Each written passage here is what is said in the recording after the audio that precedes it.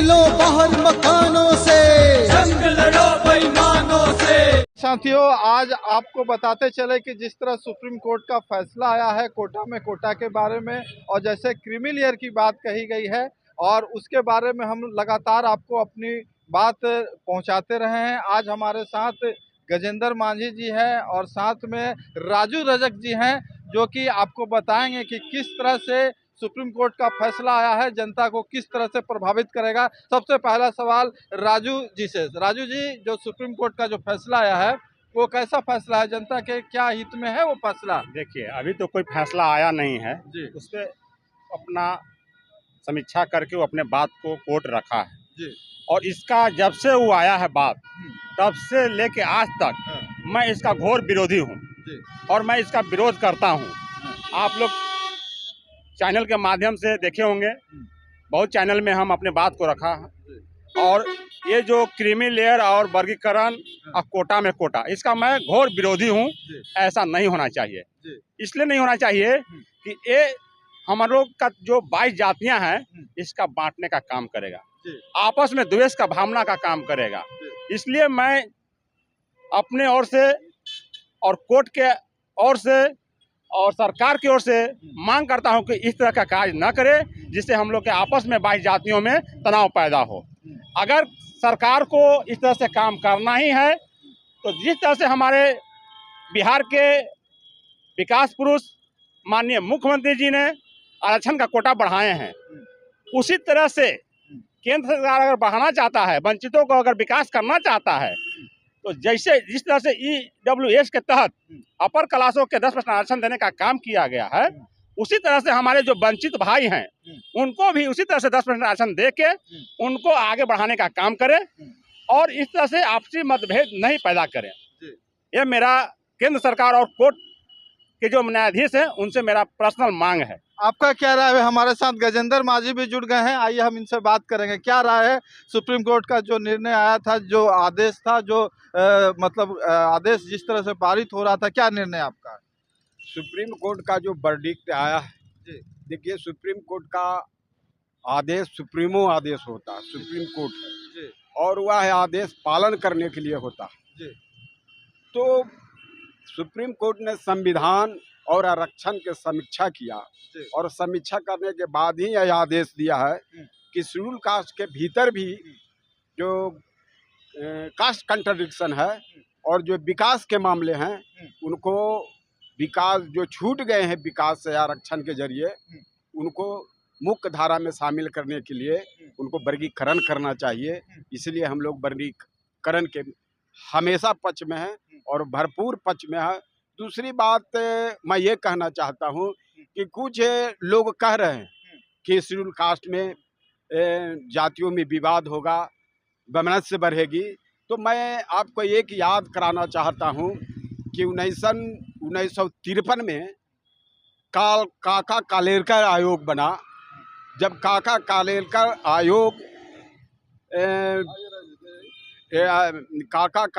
आयोग वह संसद में नहीं पास हो सका, तो तब फिर मंडल कमीशन, बीपी मंडल का आयोग मंडल कमीशन बना।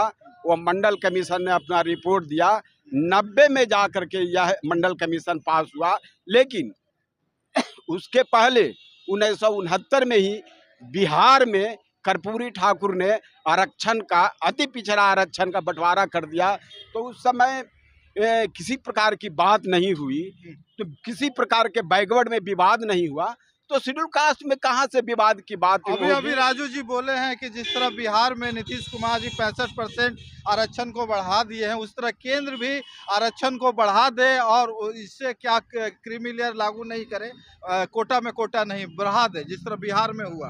हाँ बिल्कुल, उनके यदि इस प्रकार के मामले हैं सुप्रीम कोर्ट के आदेश के, सुप्रीम कोर्ट ने ऐसा आदेश नहीं दिया है। यदि संसद पारित करता है तो यह मामला हो सकती है, लेकिन सुप्रीम कोर्ट के आदेश का मामला है देश को पालन करने का। तो अभी फिलहाल वह मामले नहीं है, तो फिलहाल तो अभी सुप्रीम कोर्ट के आदेश के पालन के लिए वर्गीकरण का सवाल है, तो वर्गीकरण तो लागू होना ही। हम अगला सवाल सर, गजेंद्र मांझी बोल रहे हैं कि इससे किसी तरह का जाति भेदभाव नहीं होगा, लोग आपस में किसी तरह का काका कालेलकर आयोग के अनुसार कभी नहीं हुआ, इस बार भी नहीं होगा, आपका क्या कहना है सर?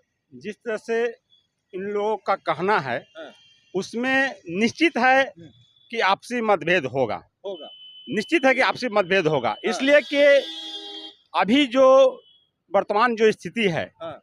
इन लोग चाह रहे हैं कि दलितों में कैसे फूट डाले अच्छा। और राज करें। अच्छा। लोग को समझ में नहीं आ रहा है। हाँ। जिस तरह से आज 23 लोग मिल के एक मुट्ठी बना के जिस तरह ताकत से हैं, और इसमें जिस तरह से वर्गीकरण करेंगे, कोटा में कोटा लागू करेंगे, हमारे जो 23 जो मुट्ठियां हैं हाँ। वो आपस में बिखरेंगे, और बिखरने के बाद जो आज परिस्थिति बनेगा तो सब उस पर हावी होगा। और भेड़ अति जो कहावत है कि फूट डालो राज करो, आज यही मानसिकता उन लोगों के पास है, और यही मानसिकता हम भाइयों के बीच लाना चाहते हैं। ये हम कभी नहीं होने देंगे जब तक हम लोग हैं। इसके लिए चाहे भारत बंद करना पड़े, जहां आंदोलन करना पड़े, हम लोग आंदोलन करेंगे। बाकी रहा मेरे हमारी 18 जात भाइयों की, उनका विकास कैसे हो, तो उनके लिए जो हम लोग मांग कर रहे हैं उसके लिए भी हम लोग आंदोलन करेंगे। उनका भी विकास हो, उनको भी अधिकार मिले, वो भी मुख्य धारा में आए। जी, फूट डालो और राज करो की नीति जिस तरह से लागू करना चाह रहे हैं, वो क्या आपको लगता है कि फूट डालो की नीति लागू कर रहे हैं? बिल्कुल नहीं। नहीं। जैसे मान ली आज भी कुछ जातियां बातियां जिनको कहा जा रहा है कि 18 जातियां आरक्षण से वंचित हैं, तो आज भी हमको उनके सवाल उनके ऊपर सवाल नहीं है जो विकसित कर गए हैं। लेकिन हिस्सेदारी तो हमें भी चाहिए। अच्छा। भागीदारी भी तो हमें भी वो तो कह रहे कि उनके लिए, आपके लिए लड़ेंगे, वो आपके हिस्सेदारी के लिए वो लड़ेंगे। तो वर्गीकरण के लिए उनको लड़ना चाहिए। आप क्या उनके लिए लड़िएगा? वर्गीकरण के लिए हम उन भाइयों को भी लड़ना चाहिए कि इसलिए कि उनकी भागीदारी आरक्षण में नहीं है, और आरक्षण में अच्छा ये बताइए, आप पिछड़ कैसे गए? पिछड़ने के बहुत सारे ऐतिहासिक कारण है, मैं और उसके कई आयाम है। उसकी एनालिसिस लंबी एनालिसिस है कि पिछड़ने के कारण है। अब उसके ऐतिहासिक कारणों में जानना पड़ेगा। अच्छा। तो ये बताइए कि सर पिछड़ कैसे गए बाकी लोग? अच्छा, जो बता रहे हैं कि पिछड़ गए, वही पिछड़े लोग तो ये भी 4 जातियां थे, यही वही तो हाशिए पे थे। मान लीजिए जिनको ये बोल रहे हैं 4 जातियों के, तो 4 जातियों के न पासवान को रहने का जगह था, न धोबियों के रहने की जगह था, न चौधरी के रहने का जगह था। देखते होंगे आप लोग कि किस तरह से झोपड़ी में पारसी समाज के लोग जीवन यापन करते थे। धोबी जातियां दिखते थे किस तरह से भोर में 4 बजे नदी पोखरा में किस तरह से काम करता था, बदन पे कपड़ा नहीं था, थर थर कांपता था। सबको तो स्थिति वही था। पासवान लोग रात दिन चौकीदारी करते थे, कखनी जंगली जानवर हमला करता। अच्छा, इन लोगों को पिछड़ने का कारण क्या है, बता दीजिए। पिछड़ने के कारण सरकार जिम्मेवार है या ये लोग खुद जिम्मेवार है? सरकार तो जिम्मेदार नहीं है, इसलिए कि अभी के जो वर्तमान सरकार है, माननीय मुख्यमंत्री जी, पुरानी सरकार भी जो थे, चाहे जो भी रहे, हर लोग प्रयास किया है कि जो वंचित हैं वो मुख्य धारा में आए। अभी वर्तमान में सरकार जो हम लोग के हैं, चाहे इनसे पहले जो सरकार था, ये लोग सब सारे लोग समाजवादी लोग थे, और ये वंचितों का विकास के लिए हर समय प्रयास करते रहे। सरकार जिम्मेवार है कि नहीं आपके पिछड़ने का?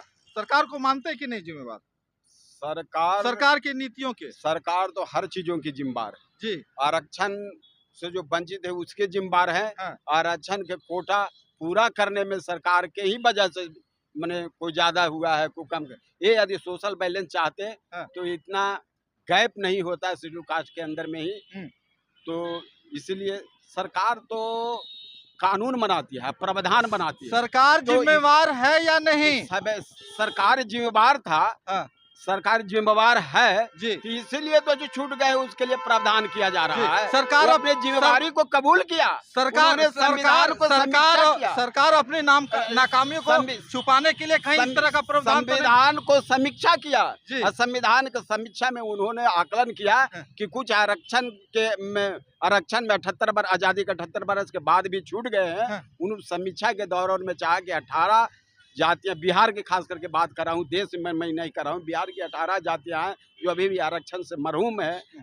मैंने आरक्षण के फायदे से मैं अभी नहीं। सरकार अपनी नाकामियां छुपाने के लिए इस तरह का तो नहीं कर रही है प्रोग्राम? नहीं, ये जो कर रहे हैं सरासर गलत है। सरकार तो आप देख रहे हैं एक बजट में जिस तरह से वंचित लोगों को मुख्य धारा से लाने के लिए टोला सेवक और विकास मित्र का बहाल करके अपना जो आर्थिक बजट है उसमें वो पेश किया है। सरकार तो अपना दिल दरिया बनाए हुए है, आपके लिए टोला सेवक और विकास मित्र को बहाल कर दिया है और आपको घर से ला के पढ़ाने का काम कर रहा है। आपको जो सामाजिक विकास है, जो आर्थिक विकास है, उसमें सहयोग कर रहा है। आपको मुख्य धारा में लाने का प्रयास है। सरकार कहाँ नाकाम है?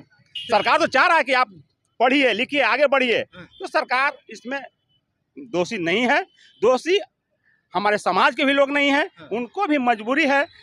मजबूरी यह है कि नहीं काम करेंगे तो आखिर जीवन कैसे चलेगा। मगर उनको भी हमको विकास कराना है, मगर इस तरह से मतभेद करके विकास न हो। सरकार जिस तरह से आरक्षण का दायरा बढ़ा रहा है, उनको भी एक्स्ट्रा आरक्षण का दायरा दे और उनका भी विकास कराए। चलिए, बहुत बहुत धन्यवाद। हम बातचीत का सिलसिला यूं ही जारी रखेंगे। इनका भी कहना है कि सरकार जो है आरक्षण का दायरा बढ़ाए और उन भाइयों को भी आरक्षण का लाभ मिले जो किसी न किसी रूप में मतलब कि पिछड़ चुके हैं। और साथ ही गजेंद्र मांझी जी का भी कहना है कि जिस तरह से कोटा में कोटा ला के ही हमारा विकास हो सकेगा। बाकी आपकी इच्छा है। कैसे वीडियो अच्छा लगा, क्या इनका विचार है, जरूर कमेंट करके बताइए। वीडियो अच्छा लगा तो ज़्यादा से ज़्यादा शेयर कीजिए और ज़्यादा से ज़्यादा लोगों तक पहुँचाने का प्रयास कीजिए। जय हिंद, जय भारत। निकलो बाहर मकानों से, जंग लड़ो बेईमानों से।